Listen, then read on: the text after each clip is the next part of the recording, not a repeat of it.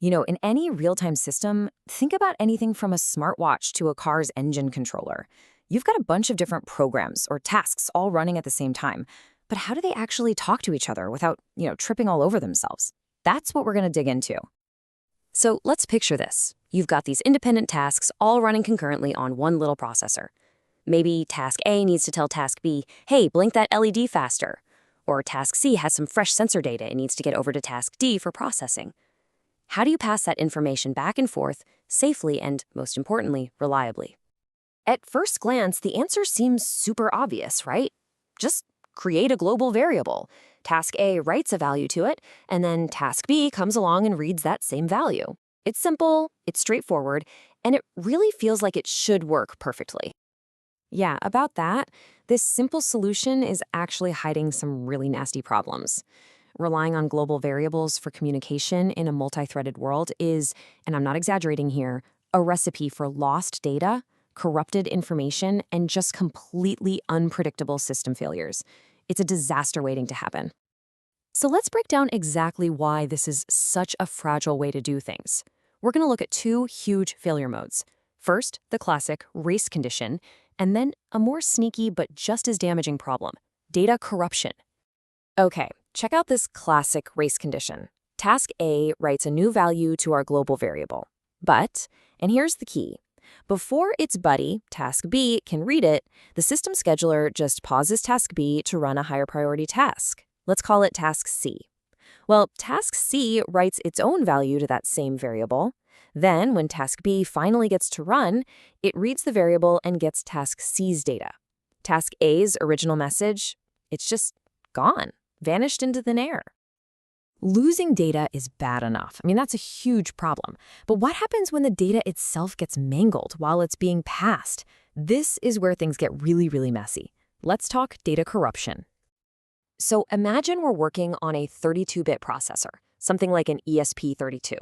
Writing a normal 32-bit integer is usually a single atomic operation. Atomic just means it can't be interrupted halfway through. But what if we need to write a bigger 64-bit number? The processor can't do that in one go. It has to break that down into two separate 32-bit writes. So the first instruction runs no problem. The first 32 bits of our big 64-bit number are written safely into memory. Everything's looking good. We're halfway there. So far, so good, right? And then, bam, an interrupt happens. Before that second write instruction can even think about running, the RTOS scheduler jumps in and switches context to a different, higher priority task. Our writing task is now frozen, literally mid-operation. Now, this new task that just took over decides it needs to read that 64-bit variable. Well, it gets the first half, the new data we just wrote, but the second half is still whatever old leftover garbage data was sitting in memory from before. The result is a completely busted number. This is what we mean when we say an operation is not thread safe. It just can't be done safely by multiple tasks at once without risking this exact kind of data corruption. Okay, so we've seen that global variables are a minefield. They can lead to lost messages, corrupted data. It's clearly not a robust way to build a reliable system. So this brings us to the most important question: how do we pass data safely between our tasks?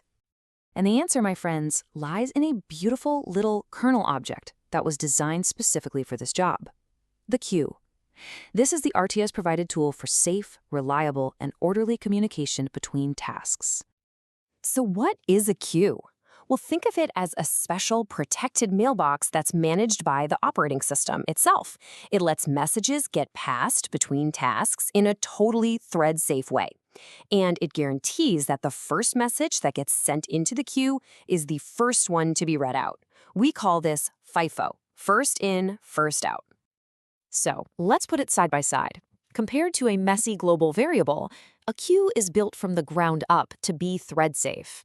The RTOS is the bouncer, managing access, which prevents those race conditions and stops data corruption in its tracks. It guarantees data integrity, and just as important, it preserves the order of the messages with that FIFO structure. Okay, so we get what a queue is and why it's so much better.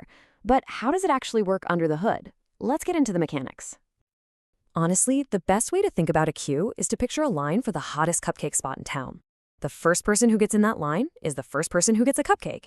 It's a simple, totally fair first in, first out system. The data messages are the people. The Q is the line, and the RTOS is that cupcake vendor, making absolutely sure everyone gets served in the right order. And that cupcake analogy perfectly highlights the key things that make queues so powerful. First off, writes are atomic, meaning they are uninterruptible, so no more half-written, corrupted data, problem solved.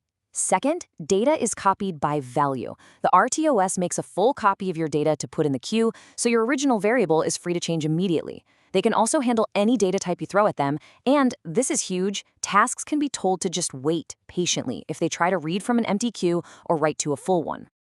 All right, theory is great and all, but let's see what this actually looks like in practice.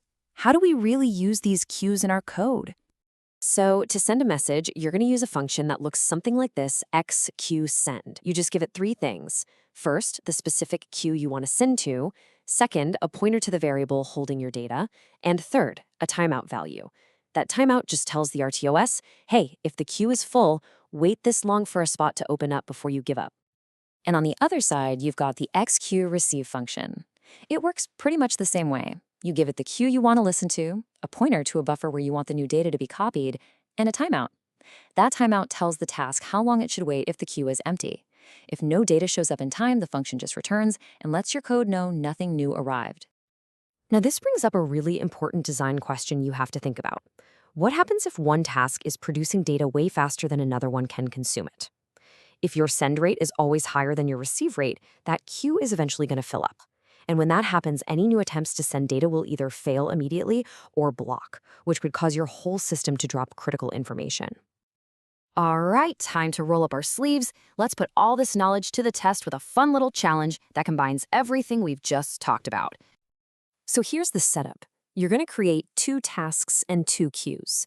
Task A will act like a little command line, taking numbers you type in and sending them as delay values to Q1. Task B will be watching that queue, and it'll use the numbers it receives to change an LED's blink rate. And here's the fun part.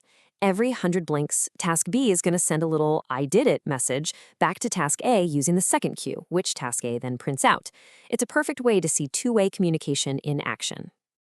So we've totally established that queues are the perfect tool for passing messages and keeping data safe while it's in transit between tasks. But that leaves us with one final, really important question. What if two tasks don't need to pass data, but instead they both need to share exclusive access to a single resource, like a serial port or a specific sensor on an I2C bus? How do you stop them from trying to use it at the exact same time? Well, we'll dive into the answer to that in our next explainer.